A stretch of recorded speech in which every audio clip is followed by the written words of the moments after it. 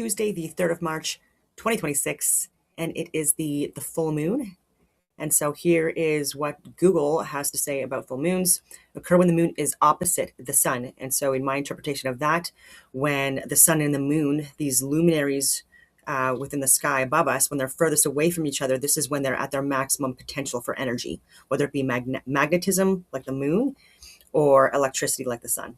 When they're closer together, again, their fields interact with each other, creating resistance or friction, whatever you want to call it, and become less strength. The more a magnet is heated up, for example, the more it loses its strength. And anyways, I hope that makes sense to people. So I'm going to get into some international news updates before I get into unlocking the secrets of the cosmos. No big deal. But I was talking about this yesterday as well, and for years now. Hundreds of thousands of people are here illegally in Canada, and it's definitely more. But people that have their temporary work visas have expired, school visas have expired. There are people here that committed fraud in order to come here and falsifying documents to get here, whether it be to claim asylum refugee status, for a grift to exploit us for our money and we can't afford it, or false certification. So people working in pharmacies, doctors' offices, academia, truck drivers, etc. People that, again, there's false certifications and licenses being issued. And again, this is illegal and people should be deported when they do that. And so multiple people here on expired visas, multiple warrants already issued. And again, this has been a problem now for over a decade. And I know that for a fact because when I was serving within the special forces, I did a lot of work afterwards as well with RCMP, with DART, with CBSA, reps like the higher levels. And even at the time, over a decade ago, they were saying it is an issue of having people here undocumented, not documented properly, not able to properly track them, and not able to find them when they're supposed to be when they were supposed to have left the country. And it's gotten significantly worse, especially since COVID. But 2023 onward, they stopped it a little bit last year, but again, it was already out of control when they did start restricting it. And again, there needs to be like mass deportations. I don't care where you came from. I don't care about your race, your background, or anything like that. If you've committed crimes or you're here unlawfully and you're getting our taxpayers' dollars, then no, enough is enough. We cannot afford it. We like our quality of life and the cost of living.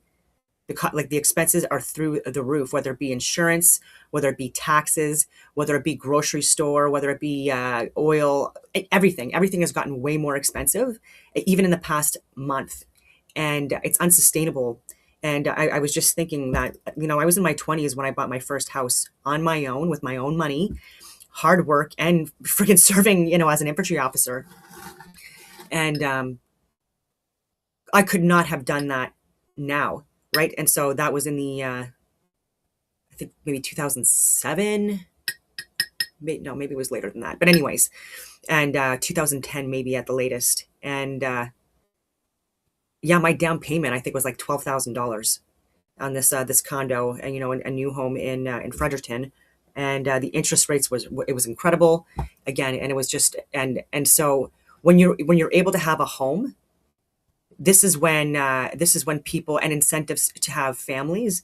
This is what we need in order to assist with the population growth in Canada by Canadians, not having an influx of immigrants coming in. Like, this is something that we need to resolve internally, and we don't have the infrastructure right now in any capacity to even maintain the people that we have here now.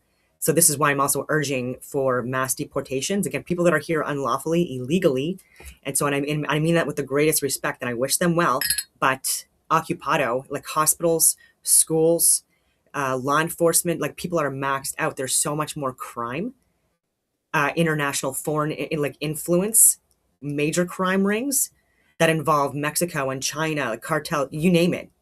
And again, non-Canadians that are involved in this as well, like deport. And it makes us more of a security risk to the U.S., which, that comes with its own stuff. And so, yeah, the more we make life more affordable to the younger generation, like people in their 20s and 30s, so that they can, afford to have a family and not need like a 2-income home, et cetera, then the better. But I'll get into, wait, okay. So this says 32,000 immigrants on warrants missing, but the Canadian government pays 80,000 to each per year and pays their free healthcare. So even people that are here illegally, like we are paying over $1 billion. This is out of control, and we have such a homelessness issue. We have Canadian records for children, even utilizing food banks, especially in the Toronto, Vancouver areas.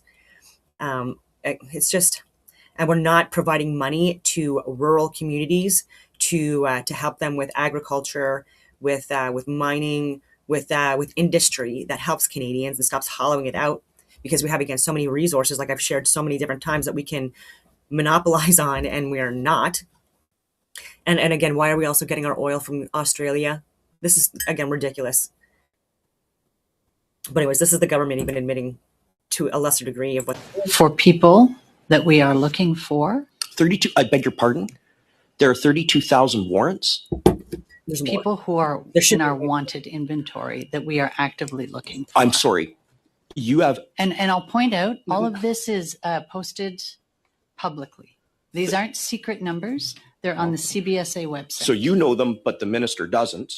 Mr. Caputo, I can't give you that number for as of This today. guy, man, what what I a can clown. suggest Approximate. is if you want an answer that gives you more accurate information, I think we should ask Mr. Gorman. Do you have an approximate number? You are the minister. The buck stops with you. Do you even have an approximate number? 20%, 10%? Do you know? Like, this is your job to know this, minister. And that clown manages the RCMP. Minister. Mr. Caputo, what I do know is that CBSA is working towards removals. We've had the highest removals last year of 18,000 individuals. This year, we're set to surpass 20, and in future years, we will be increasing those numbers. Minister, Mr. With all due respect, Minister, Like doesn't even know what an RPAL is. The amount of men that I've met in the RCMP, especially like the emergency response team guys or directors, incredible friggin' men, and a few women as well. But just to imagine them having to get their orders from Gary, like, it's just such a slap in the face. This is so ridiculous to me and to so many others. And you have like the alpha, like the epitome of like heroes, for Canada, getting their orders from this clown or Brenda Lucky. Like, it's just so ridiculous to me. And this is at literally every level of government, where men or people that with merit, women as well, but again, it's rarer in these industries. And again, it just is what it is. And getting overlooked with way more time in, way more experience, not desk jobs either. And now we have Jenny Carignan as the leader of like the friggin' greatest soldiers in the friggin' world, in my opinion, especially our special forces, and Patricia's bar none.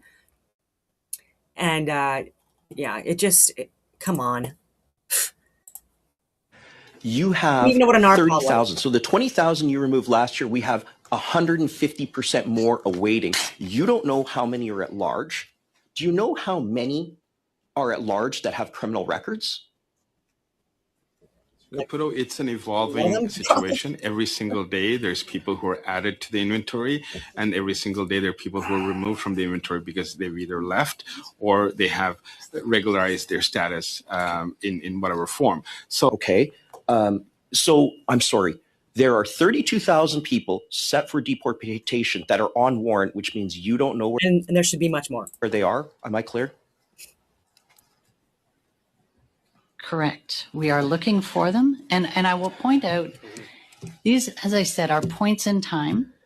And so since we last met, we have removed more of those people on warrant. And then, unfortunately, we have had people who have absconded. These are fluid. I understand. This Liberal government, and I know people that have worked with the field teams, even with CSIS, former SF and stuff like that as well. Incredible friggin' men. And they were absolutely, I would say, restricted is a kind way of saying it, by the rules and policies, like the rules of engagement that they wanted them to implement when they were like surveying people that were funding terrorist organizations or radicalizing people and things like that. And it's like, why can't they, and not even allowed to have firearms in a lot of cases as well, which just blows my friggin' mind. And yeah, why can't they assist with like these mass deportations more?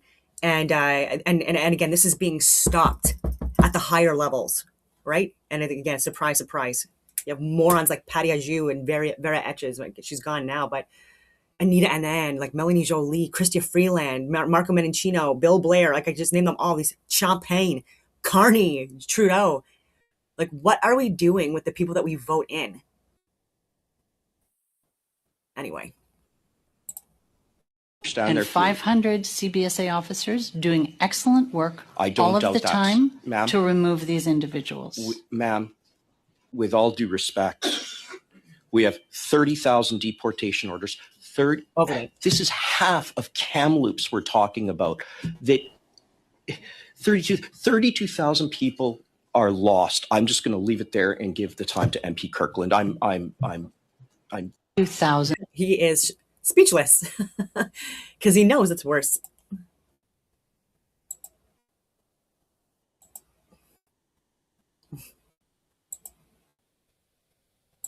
I was talking about huskies and dogs the other day, and I guess because of that, I got this on my feed. So during World War II, a Siberian husky named Muklug was trained to carry machine guns in case of Japanese invasion of Alaska. The U.S. Army prepared for a small number of sled dogs to perform tasks where motorized equipment could not go. Look at that. Look at these doggies. U.S. Army. This is so cute. Alaska. Same thing in Canada. Training Command. Alaska. Anyway, adorable. Yeah, so dogs are not haram. Come on now. That's what I think about that. I freaking love my dogs. I love my husky. All right.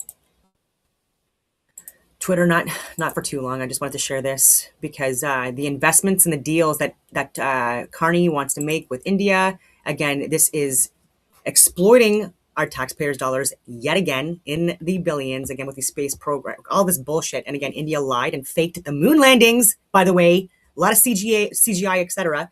Just like the US also faked the moon landings. Spoiler alert, I've done a lot of videos on that, so please look. And two corrupt liar grifters get together and they make a deal and a plan on how to exploit their people, like even more. Like, I can't even. And anyway, so all that money and the green energy scam and stuff like that, they're talking about that as well. So I was saying such a grift, and it's going to overexhaust. I'm talking about electricity now, the green energy G-fans bullshit that he keeps on pushing. It's going to overexhaust the habitable region of Earth air where we live, harvesting electrical energy instead of resonance frequency, increasing the static, and our system cannot support much more for much longer. Okay, so what else did I say here? Talking about, because people need to know that, like, we should not be harvesting electricity. We should be on resonant frequency with the ether or whatever you want to freaking call this.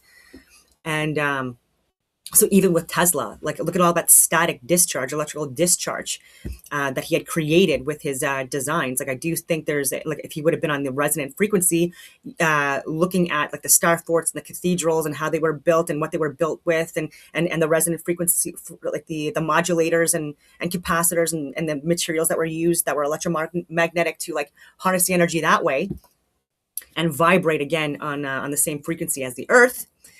That is what creates what we call free energy. And you don't need copper wiring and poles and all of this other stuff in order to access this energy. And so I think he was doing it, possibly, respectfully speaking, the opposite of what he should have been doing. Yeah, okay, so not to mention that electricity is over 40% less efficient in colder climates, like Canada for most of the year, meaning more of a drain and an increase in the delivery or the flow of the current of electricity that's required. And so not a good idea for the planet. Especially in Canada. And so, like, can we just fire Carney already? And maybe one more thing. I adore Ken Wheeler. I would love to do a podcast with him. we disagree on some minor things. Well, some minor things. But he did a really interesting video talking about the golden triangle, the golden angle, pi and phi, etc. I've talked about that as well. Sacred geometry, rational, irrational numbers, and but anyways, I had been looking into sacred geometry more, and I was looking at triskelions. Again, I'm a freaking nerd, and so I just made this comment. So triskelion is the perfect geometric representation of the three-phase magnetic levitation system. It is the key to understanding how weight is actually a result of frequency and pressure rather than an arbitrary gravitational pull. The triskelion is a triple-phase magnetic stator or magnet to achieve stable levitation in an electromagnetic reality. You cannot rely on a single magnetic pole. A single pole is unstable. It will either flip or collapse. That's why you would need two monopoles with different polarities interacting with each other, and some kind of a fluid vortex created with like mercury or something like that in order to assist with. Anyway, you need a triple spiral. So again, I talk about spirals a lot as well, and yin and yang, and 6 and 9. So anyways, you need a triple spiral to create a stationary point of suspension. The vortex generation. Each arm of the triskelion represents a magnetic coil set to a 120-degree phase shift. When current flows through these arms, it creates a rotating magnetic field, a magnetic vortex. The centered node. At the very center of the triskelion, the three magnetic vectors meet. The point of singularity, whatever you want to call it. If the frequencies are tuned correctly, they create a null zone or a neutral balance zone, or neutral buoyancy, whatever you want to call it, where an object can be suspended. The levitation mechanism. This is not anti-gravity, because again, I don't think we're using that term correctly at all. And the explanation of it I think is also incorrect, and it's provable all over the place. But anyways, it is magnetism. By increasing the frequency of the triple spiral, you increase the pressure underneath the object until it floats on the magnetic cushion or field of the habitable zone. Anyways, I hope that makes sense. And so I hope he comments on that. We can talk about it. Maybe I'll show you what a triskelion looks like. And again, we see it all over. Anyway, okay, so.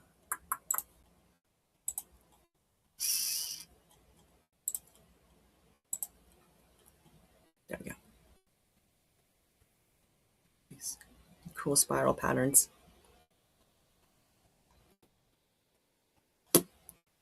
Kind of cool, guys and girls.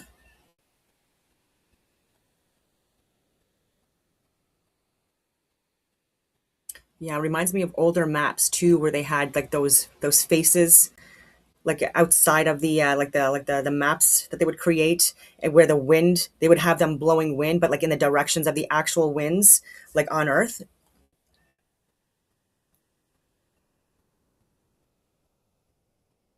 Oh, look at that! Even with the Earth, I was just talking about it, like a top-down possible view. Very interesting. All right, squirrel. I gotta stop. Yeah, I think there is something to that. Okay, now on to the main event. First, we'll see what number it is here. And this, again, I did get help with AI. And so it's not perfect, but it gets the point across. And if there's anything that there's a better way of saying something, then I'll try. Okay. Is it this one? I don't remember which one it was. 16 pages. All right. So this is not to offend any groups. This is just to put a bit of a spotlight and give credit where credit is due. And I think it's been very much overlooked on the left and right, and I mean that respectfully. And so even with like huge podcasters with a lot of influence, that I would like to, again, have conversations with him. But again, these are the points I would bring up, because like we are on opposite sides of our interpretations of the Bible, or Christian women and their place in the world. And I would also argue that they're also completely misaligned with Jesus's vision of of how women should be treated within societies as well.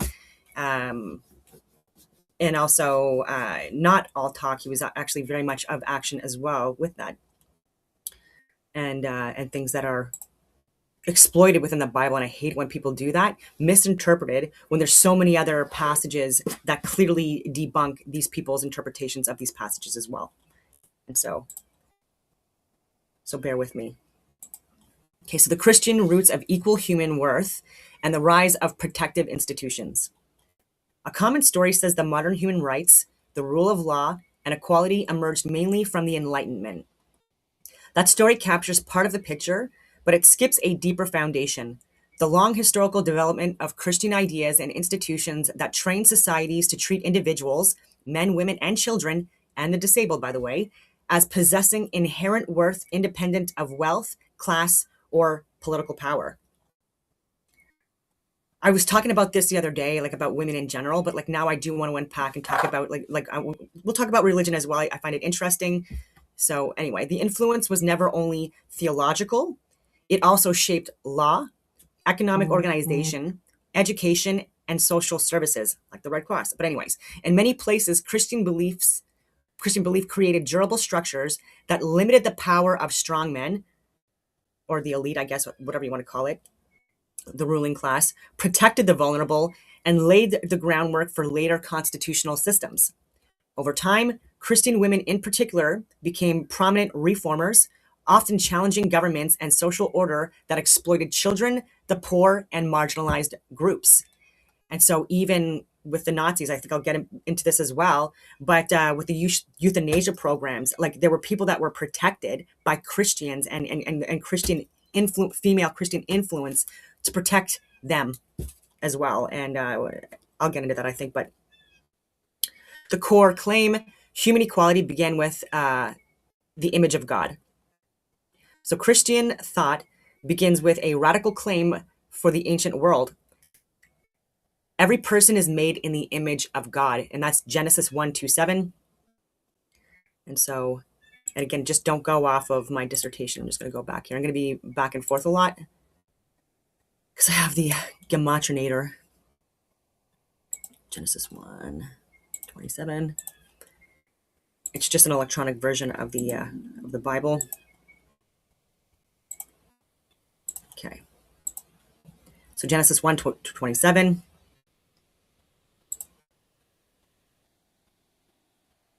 So God created man in his own image.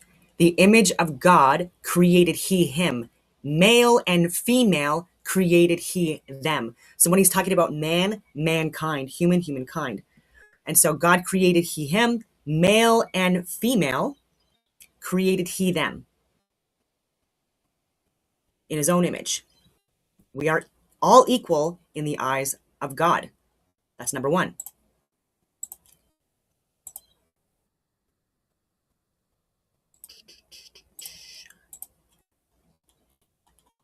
In societies where status determined value, where law often treated women, children, and slaves as property, this teaching introduced a different moral logic.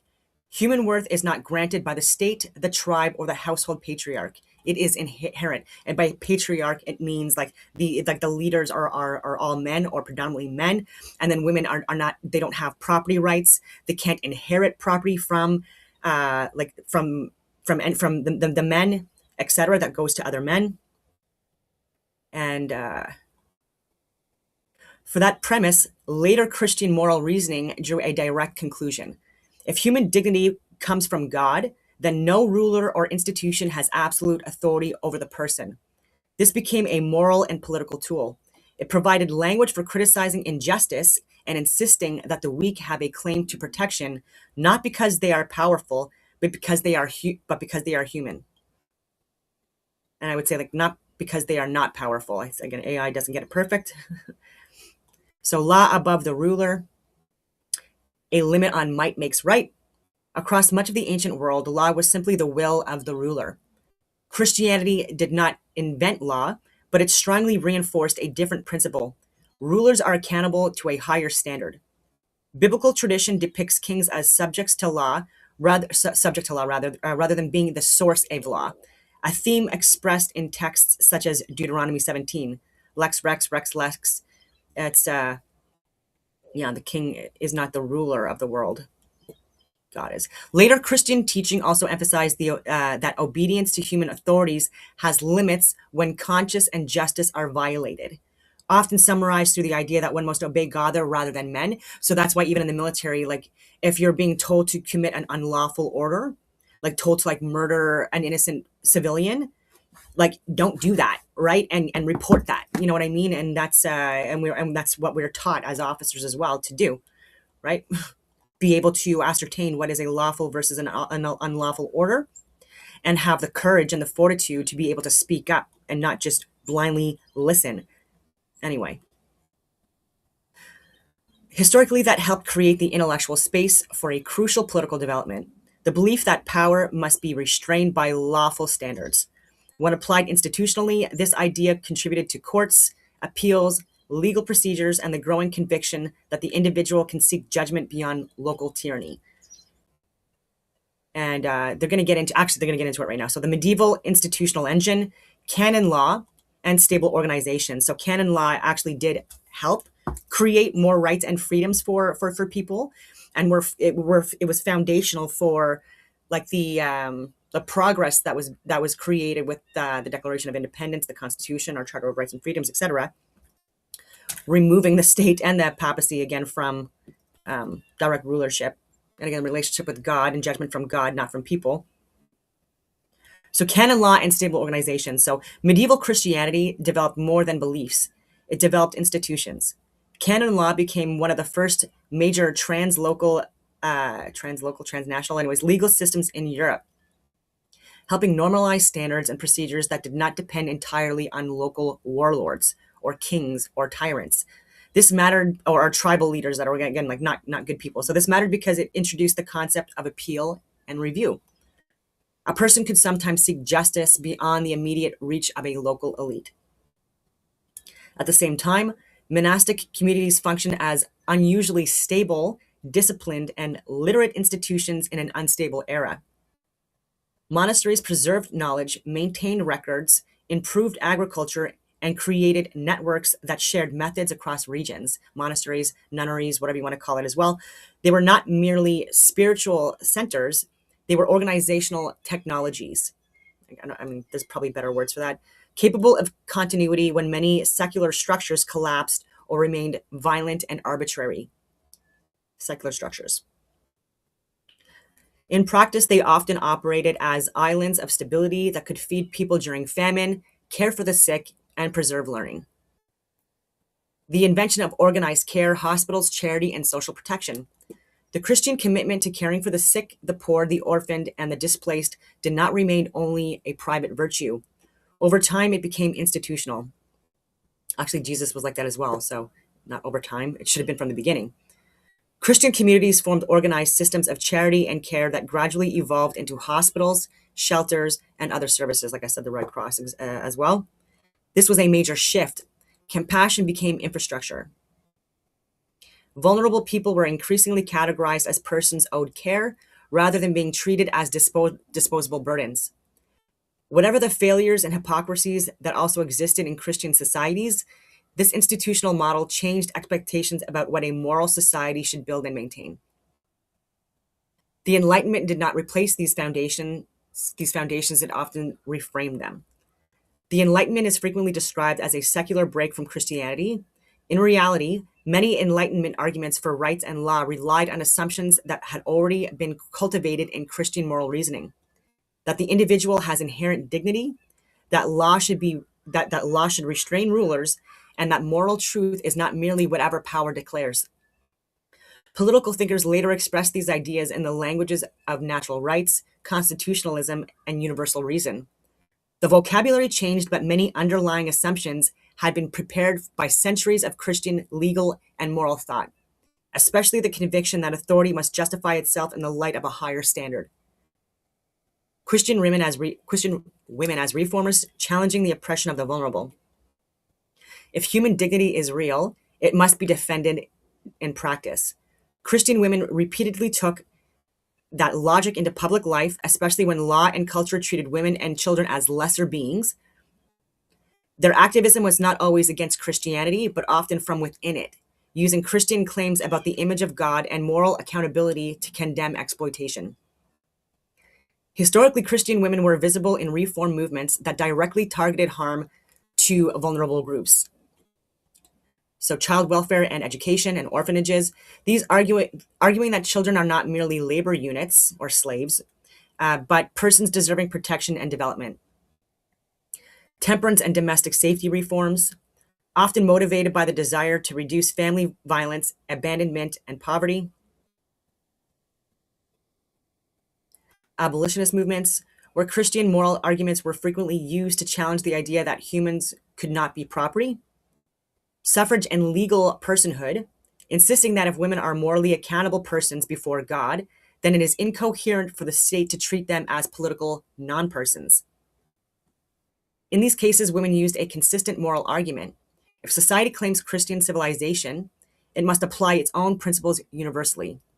They challenged nations and institutions not by rejecting moral law, but by demanding it be applied to those with the least power. Conclusion: equality before God as a civilizational pressure towards justice. Again, it's using this terminology because I was talking about the cosmos and electromagnetism before these conversations, and so it just throws stuff in. So Christian civilization has contained real contradictions, periods of oppression, corruption, and hypocrisy, but it also generated a persistent, internal critique, a moral framework that could be used to confront tyranny and defend the weak. The belief that men and women and children are equal in the eyes of God created a pressure, because again, anyway, a pressure towards reform, sometimes slowly, sometimes fiercely. Christian women in particular often acted as the conscience of that claim, insisting that a society cannot call itself just while it neglects or exploits the vulnerable. So that's why you're seeing a lot of conservative women or Christian women more that are, fully trying to expose MAID for what it is and just how much it's increased over the last few years and the organ friggin' stuff that's going on with it as well. It's just like when people can be helped and they now want to approve MAID for people that have like mental health conditions by 2027 and children without consent of parents. It's just, again, this is like Nazi Germany era stuff with like the euthanasia programs, and like the women were like, what are you freaking guys doing? And some women as well, you're all crazy. But anyway, squirrel. And then even with age limits and stuff like that, like who do you think fucking pushed that? And divorce, come on. And look at countries where like women don't have the ability to vote or have rights, where like men can, like the women are covered up. Men can have multiple wives. Women are treated as property. They have no rights to education or being in the workforce or anything. Like, come on.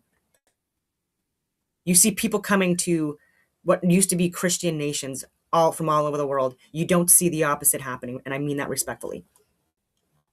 So there's something to Christianity is what I mean. And when it's applied properly, and when people are interpreting the Bible properly and looking at Jesus, if they think that Christ is king and Jesus is God, well then, look at his relationships with women even in his time, including Mary Magdalene, who was a major financier, by the way, of these movements and of that time. Again, if this is not allegorical.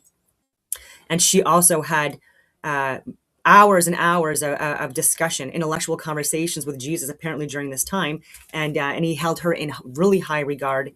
And anyway, okay, so let's go down here. So the equal worth of men, women, and children, how Christian moral logic and Christian women shaped institutions that protected the vulnerable. And it's not to take away from Christian men or men. And so like, it's just that we give them a lot of credit for stuff that they've done. And, especially again, like abolishing slavery, like on the high seas, like in areas, like even in the 1800s, I'm talking about even England, etc.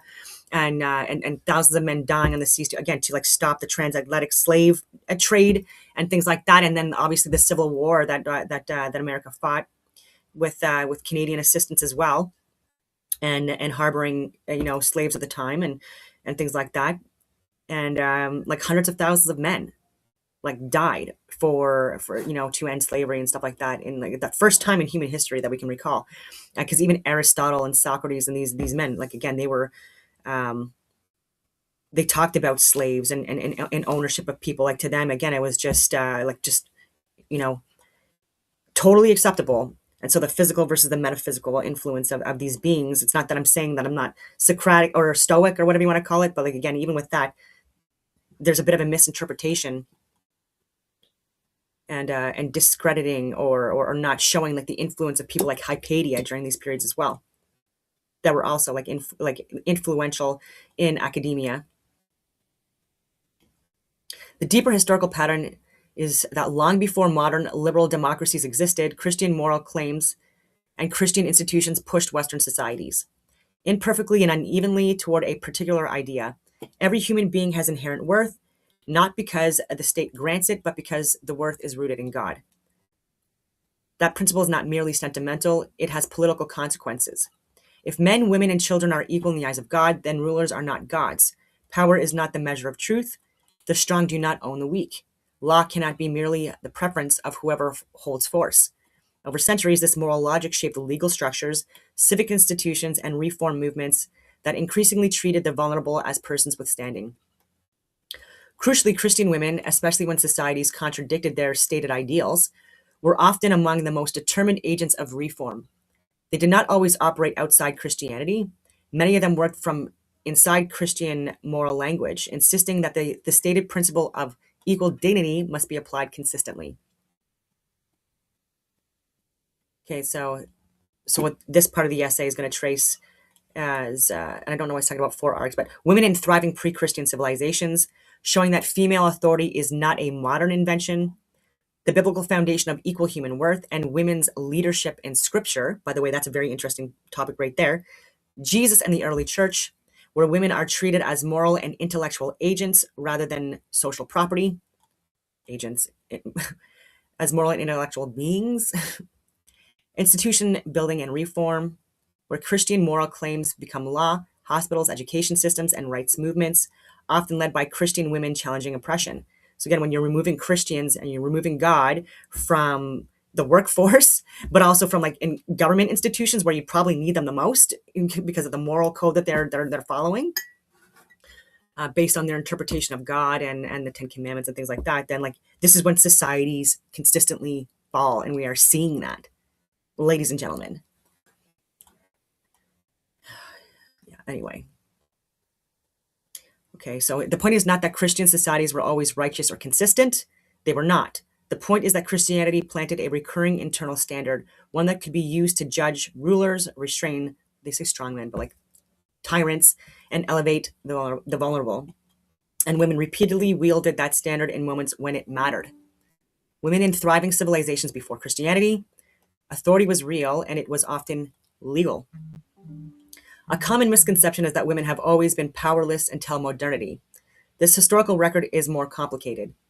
In several pre-Christian civilizations, especially those with stable bureaucracy, trade, and law, women sometimes held significant rights, property, and public authority. These examples matter because they demonstrate that female leadership is not unnaturally rare or inherently destabilizing. It has existed under high-functioning systems. Ancient Egypt, legal and economic standing for women. Ancient Egypt is one of the clearest examples of a civilization where women could hold substantial legal agency. In many periods, women could own property, inherit assets, enter contracts, and bring legal claims in ways that were far less available in later Greco-Roman legal frameworks. Egypt also produced female sovereigns. Hatshepsut, oh my God, I said that wrong. So Hatshepsut and Cleopatra being the most famous, who did not merely influence power, but exercised it. What matters here is the structural lessons. Where law recognizes women as legal actors, societies do not collapse. They often become more administratively stable because rights and duties can be distributed across a broader portion of the population. And I've already talked about Cleopatra in response to what Stephen Crowder said about her. And so you'll see how she was actually a very successful and influential figure during the period that she was operating in, and one of the last to fall. Anyways, Celtic and Germanic worlds. Women as leaders, counselors, and cultural anchors. Again, freaking AI. Pre-Roman northern societies were diverse and varied, but many accounts highlight women as participants in leadership and social authority, sometimes as counselors, custodians of lineage, or even military leaders.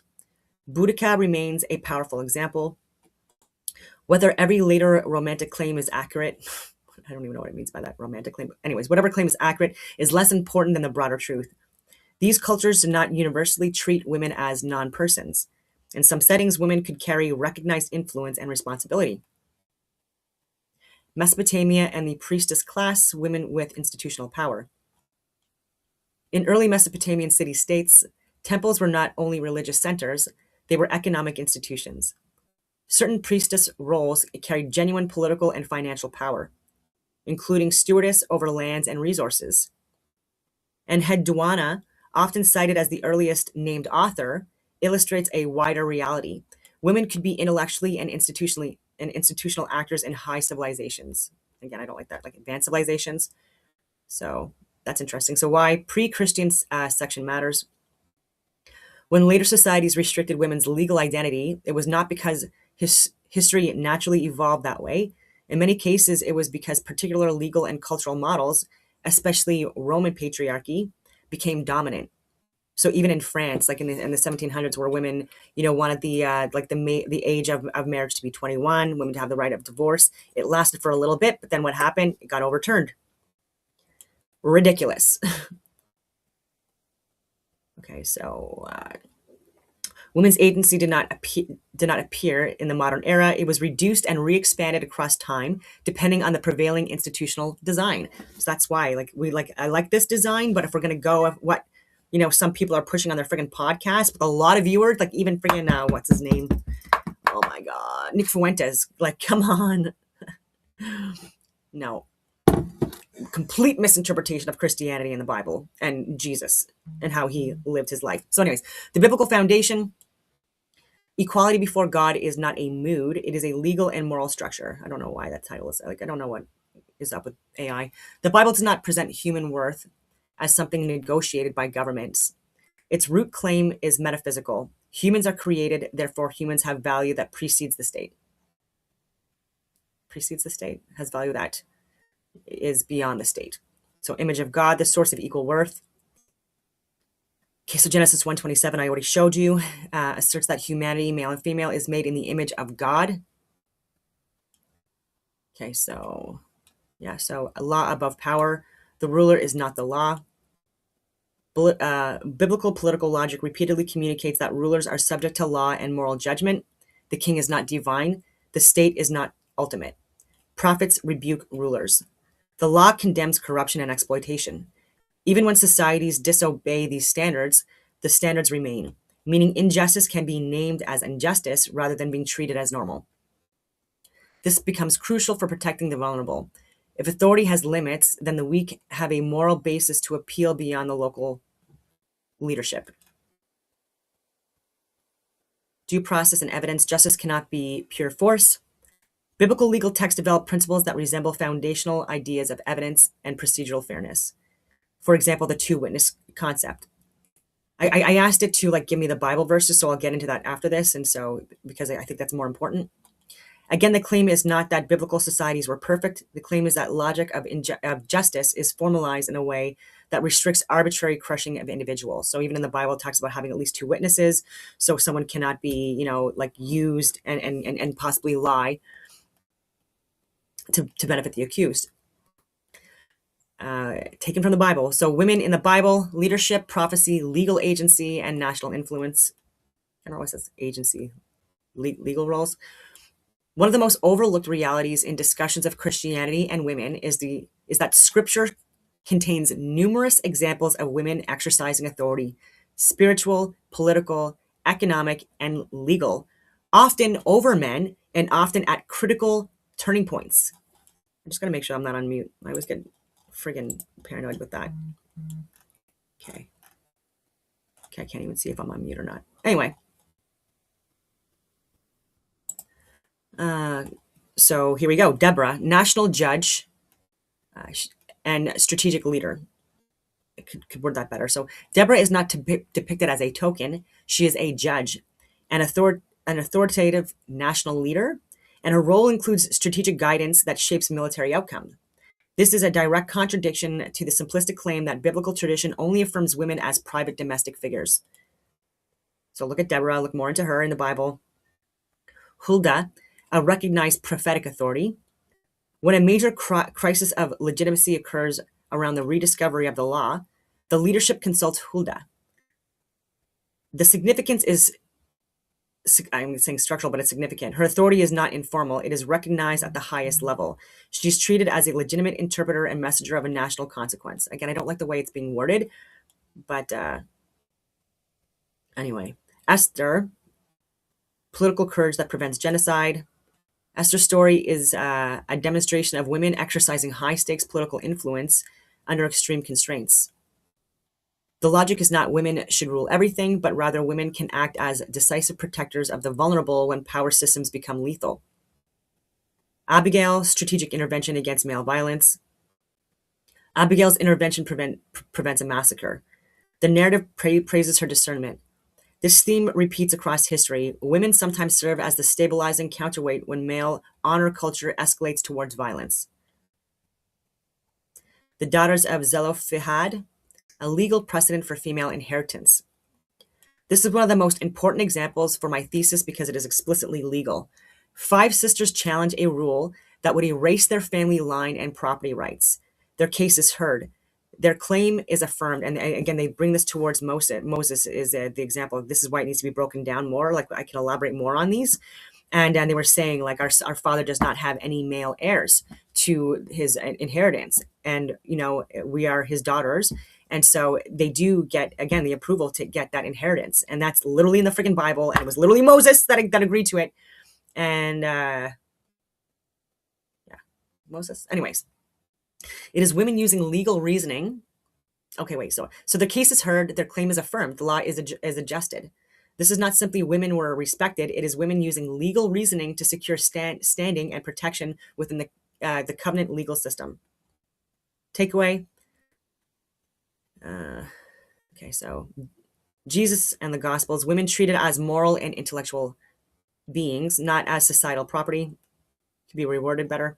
To understand the historical impact of Christianity on women, we have to recognize what Jesus and the early Christian movement did in context. First century Jewish and Greco-Roman societies had complex norms, but women were often legally constrained and socially vulnerable. Against that backdrop, Jesus consistently treats women as persons, moral agents, like moral beings, equals, thinkers, and witnesses. Mary of Bethany, a woman as a student. The scene of Mary sitting at Jesus' feet is not merely emotional. I don't know why it's saying that word. I forget that word. Anyway, it signals education and discipleship. Discipleship. Jesus defends her choice against social expectations. And so I think this is the story of Martha and Mary, where Martha did, which is also honorable in a sacrifice and needed to, again, advance society. She was, a stay-at-home mom. And that was not what Mary was. She was having these intellectual conversations with Jesus. She was having debates. She was assisting in the movement. She was funding it, etc. And then Jesus defends her choice against societal expectations. So this is a direct validation of women as learners and theological participants, and not just meant to be in the friggin' kitchen, church, and have children. The Samaritan women, a theological conversation and a public messenger.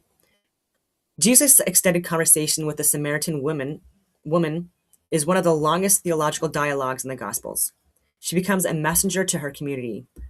The structure matters. She is not treated as a nuisance. She is treated as a meaningful participant in spiritual truth and public influence.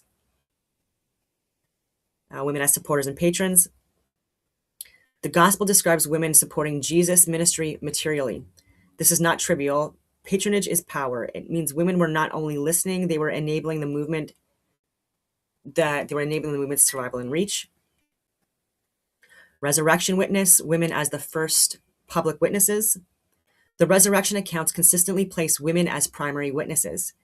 In an era when women's testimony was often discounted socially, this detail is culturally disruptive. Better words for it. like women were not considered to be beings, so like they would never be seen as a witness in a lot of court cases. And again, Jesus did have them as witnesses. So hi, what did we do there? Not very Christian of you. The foundational event is entrusted first to women. Yeah, this. Okay, let's get more into her. So Deborah, the Supreme Court and Military Command. So location, Judges 4:5.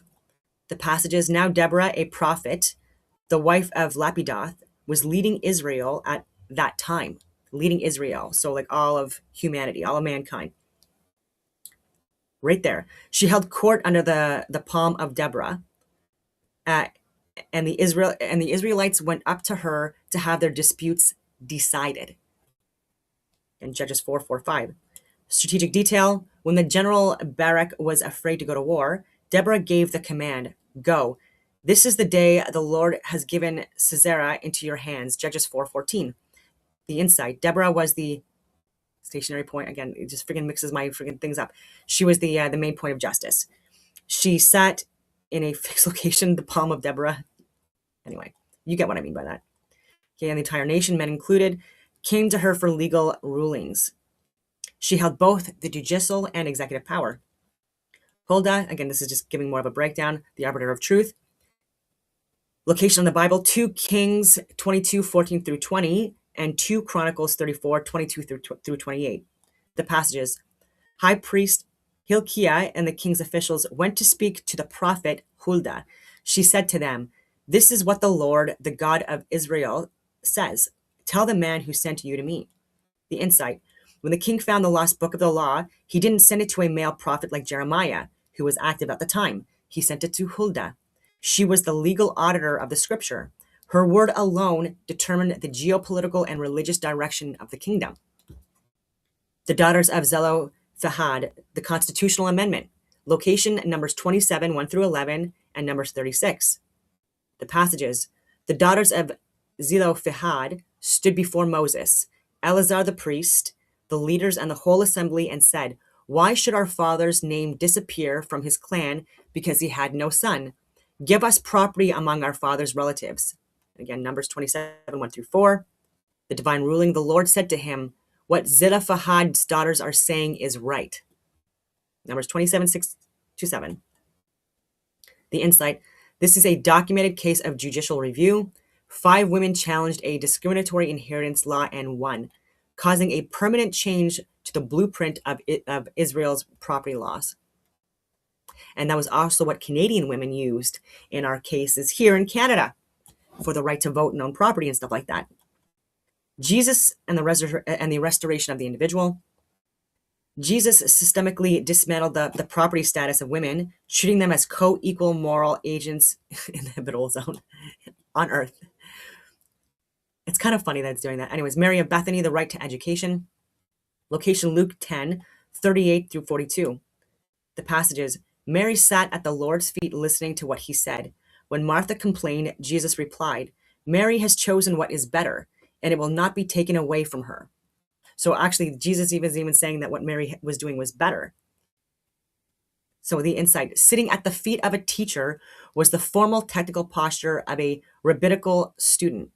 In that culture, that was reserved for men. By defending her, Jesus was establishing a woman's right to the highest intellectual and spiritual development. The Samaritan women, public theology. Location, John 4, 1 through 42. The passages. The Samaritan woman said to him, you are a Jew and I am a Samaritan woman. How can you ask me for a drink? Then leaving her water jar, the woman went back to the town and said to the people, come and see a man who told me everything I ever did. John 4, 9, 28, 29. The insight, Jesus held a complex discourse on the nature of God. God is spirit, with a woman who was a social outcast. She became the first evangelical transmitter. Anyway, to an entire city. So again, she was speaking to the city. Jesus trusted her with that message before he even told the religious leaders or religious rulers of the time. The resurrection women as the first witnesses. Okay, so location, Matthew 28, 1 through 10, Mark 16, 1 through 8, Luke 24, 1 through 12, John 20, 1 through 18. The passages, suddenly Jesus met them. Greetings, he said. They came to him, clasped his feet, and worshipped him. Then Jesus said to them, do not be afraid. Go and tell my brothers to go to Galilee, where they will see me. Matthew 28, 9 through 12. The insight: under Roman and Jewish law of the time, a woman's testimony was often inadmissible in court. By choosing women, specifically Mary Magdalene, to be the first witnesses of the resurrection, this dismantled the system, I guess. I don't really like the system resetting. The foundational truth of the faith was anchored in female testimony. Okay, so legal and moral evolution. Zelophehad's daughters, property rights for women, and dismantling of male-only inheritance. Hulda's papacy, intellectual religious authority. Women as legitimate interpreters of law. Mary of Bethany, educational equality. Civilizational impact, validation of the female intellect. Resurrection witness, legal moral outcome, legal standing as a witness, civilizational impact. The individual is the primary source of truth. Okay, so these passages provided the applied science. I don't know why it's saying that, but they like documentation for the 19th century suffragettes. They argued that if God granted women the right to inherit property in numbers, lead a nation in judges, and testify to the greatest truth in the Gospels, then no modern parliament had the authority to deny them the vote. So, and then it was like, so Nellie McClung, Canadian feminist, Mary and Martha story in her speeches to the Manitoba legislature to prove that a woman's place was not just in the kitchen, but in the halls of power. And again, it's not to take away from either.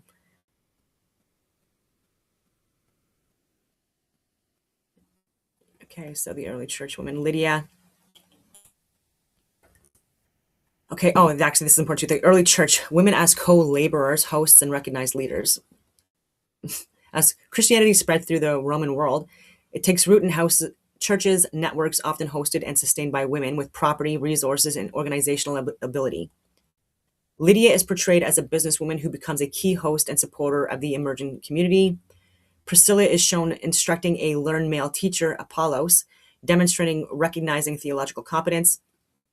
Women prophets are referenced as functioning members of the early movement. The early church does not erase gender difference, but it repeatedly affirms spiritual and moral equality. Over time, later institutionalization sometimes compromised this pattern by absorbing Roman patriarchy. Yet the original Christian moral logic remained available as a standard for reform, and women would later use it. So canon law and the rise of legal formality. We talked about that. Okay, so even where the church abused power, it also expanded the concept that law is not merely tribal preference. Anyway, monastic networks as knowledge and stability systems. Monasteries, nunneries, orphanages. Anyways, monasteries preserved texts, developed agriculture, standardized procedures, and acted as stabilizing centers during chaotic periods. Safe areas during chaotic periods. When a society becomes complex, it needs disciplined organizations to store knowledge and coordinate resources. Monasticism functioned as a civilizational stabilizer. I don't know if I like that too much, but anyway. The continuity piece. Hospitals and social care as built infrastructure. Christian charities increasingly become institutional, not only giving alms, but building care systems, hospitals, shelters, and structured relief for the sick and displaced. So like that's true as well, like in Western countries, and because of Christian influence, like even homeless shelters, charities, donations, food banks, like you friggin' name it, right? And so anyway, Red Cross, United Nations, all of this stuff. And again, like these have been exploited now, unfortunately, because there's less and less actual Christians and people who believe in God that are actually like in the key positions within these organizations that have the courage to stop and speak out if it's happening and they see it. Okay, so anyways. So Christian ethics did not only tell individuals to be kind, it helped create a culture where it became normal to build systems that protect those with the least power.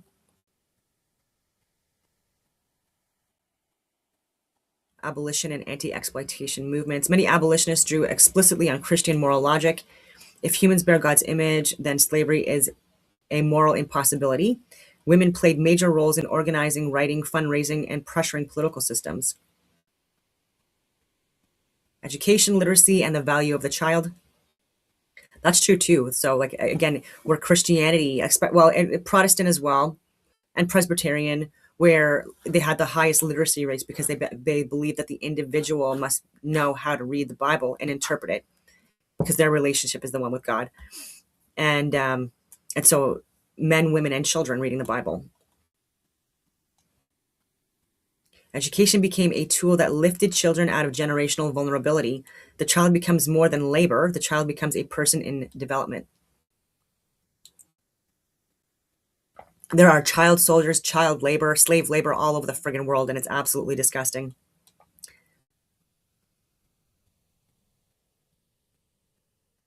Okay, so temperance and domestic safety. While temperance movements are sometimes mocked today, many women entered that fight because alcohol abuse was linked to household violence, poverty, and child suffering. For them, reform was not a Puritan hobby, it was a public safety mission. Anyway. Women's suffrage and legal personhood. In Canada and the United States, activists often use explicitly moral language about personhood and equal standing. They argued that if women are morally accountable beings before God, then excluding them from civic voice is incoherent.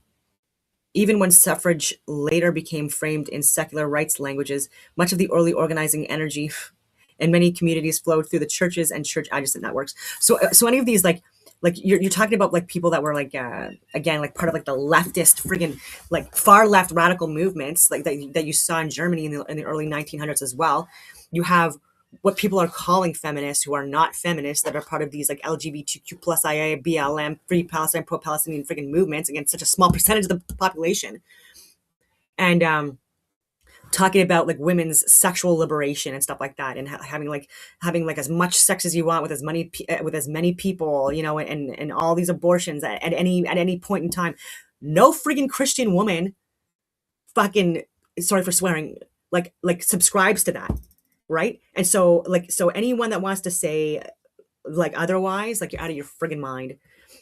And yeah, and so like we don't subscribe to that, never have, never will, and we do think that that also causes societal decline, and it is what it is.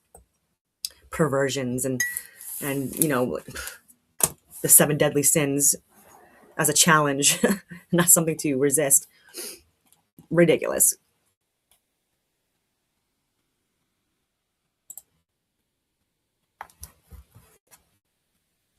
Yeah. Voting in incompatible religions as well, where you have like the influence of Sharia law, where again, like, your rights are taken from you right away, ladies. Again, when you look at other countries and the age of like that men can have sex, rape children, or marry children. Oh my God, it's just no. I'm gonna have to stop venting on that and just focus on this. Okay, so the Enlightenment reframed the language, but it did not invent the moral architecture from nothing. Already talked about that.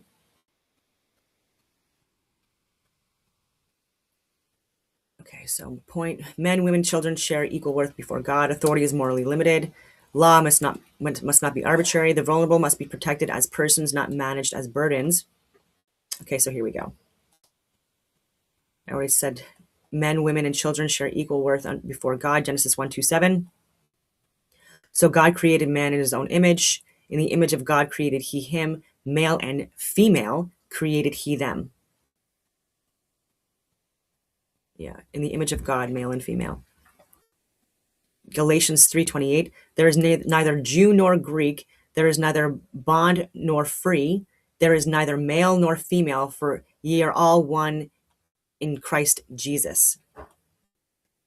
Key phrase: neither male nor female, all one. This explicitly removes status hierarchy in spiritual standing. Acts 10:34. God is no respecter of persons. Key phrase: no respecter of persons, meaning God does not show favoritism based on either status or biological sex or anything. Deuteronomy 10:17. For the Lord your God regardeth not persons, nor taketh reward. Again, reinforcing impartial divine valuation. James 2:1, have not the faith of our Lord Jesus Christ with respect of persons. Equality applied socially within the community.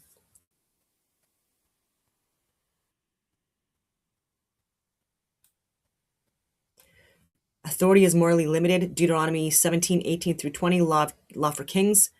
And it shall be, when he sitteth upon the throne, that he shall write him a copy of this law, that his heart be not lifted up above his brethren. Key phrase, not lifted up above his brethren. The king is subject to the law.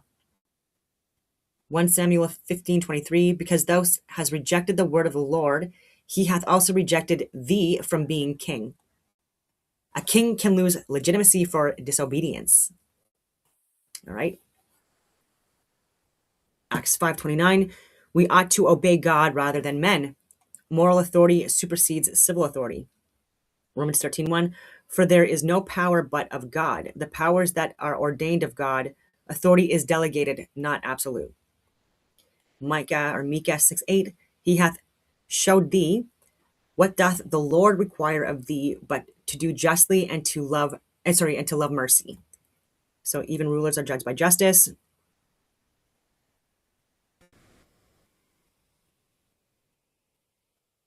Law must not be arbitrary. Thou shalt not wrest judgment. Thou shalt not respect persons, neither take a gift. No corruption, no favoritism. We're seeing that all the friggin' place in Canada and in cabinet. Again, these people are not Christians. They're not good Christians. Deuteronomy 16:19. Mark.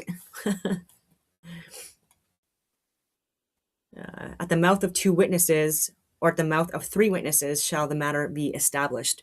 So more evidence requirement, so that people can have due process. Due process. Christian. Leviticus 19:15. Ye shall do no unrighteousness in judgment. Thou shalt not respect the person of the poor, nor honor the person of the mighty. So there's no impartial justice. Like no one is, again, better than another person based on their economic status.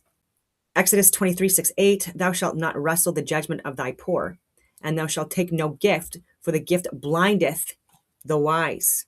Blackmail, bribery, giving people incentives and shares and stocks and friggin' companies and stuff like that that are damaging the whole friggin' country. Read your Bible.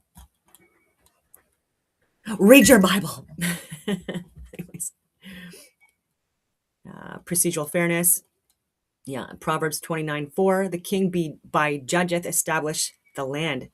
Law stabilizes society. The vulnerable must be protected as persons, not managed as burdens. Psalms 82:3-4. Defend the poor and fatherless. Do justice to the afflicted and needy. Deliver the poor and needy. Rid them of the hand of the wicked. Active defense requires what it's saying here. I don't really like that explanation. It's helping people, trying to heal them of their illnesses, of their mental illnesses, of their physical illnesses, etc., instead of just friggin' euthanizing them or friggin' mating them. We don't have the money for it, but we have billions of dollars to send for a friggin' genocide in Ukraine, and we're lying about things that have happened there, and we have NATO friggin' reps, hundreds of thousands of dollars a friggin' year, that are retweeting propaganda, known propaganda sites from Ukraine, that they know every country does it, and the fact that we fall for the propaganda, knowing better, it just is so embarrassing. Like we need better people in these fucking positions. Sorry for swearing again. Oh my goodness. Okay, so Isaiah 1:17, learn to do well, seek judgment, relieve the oppressed, judge the fatherless, plead for the widow. So assisting vulnerable groups, like, you know, with widows, for example, there have been times in Canada, I think, as well, where the government wanted to evict like a widow. She wasn't able to pay her bills anymore. She had a family, and her husband died, you know, young-ish, and so it took men in town, and they went up against like the local sheriff or whoever it was that was going to kick her out, and they're like, nope, you're not doing that. And then he's like, nope, I'm not doing that, I guess. And who freaking, yeah, so we need protections for people, right? We have welfare, we have so many different social services, but again, it's out of control, and it's getting exploited by people that are friggin' not caring about what it's actually doing. Isaiah 1:17. Okay, so Deuteronomy 24:17-18. Thou shalt not pervert the judgment of the stranger, nor of the fatherless, nor take a widow's raiment to pledge. So protection in economic law that we do see, like with fraud and scams and exploitation of the vulnerable, with human trafficking and freaking drug trafficking and slave labor. Anyway, and the fatherless, yeah. James 1:27, pure religion is this: to visit the fatherless and widows in their affliction, their suffering, their pain, their trauma, their struggle. Care defined as true religion. Matthew 18:6, who shall offend one of these little ones? It were better for him that a millstone were hanged about his neck.